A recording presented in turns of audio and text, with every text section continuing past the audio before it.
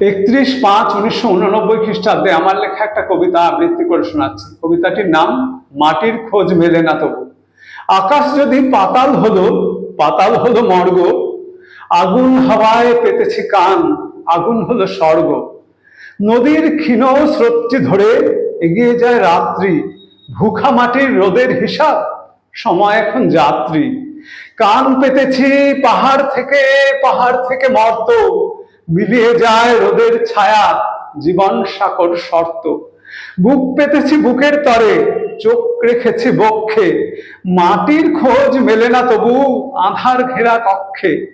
এমনি যদি আধার নামে সমগ্র দিগন্তে, দিক হতে দিক দিগন্তরে আকাশ সীমার অন্তে, তবে চেয়ে সমুদ্রে আমিও হব ভ্রান্ত।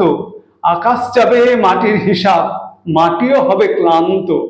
তাই চেয়েছি মাটির কাছে, মাটির স্বপ্ন স্বর্গে, চলেছি পথের খোঁজে, মাটিতে নয় মর্গে।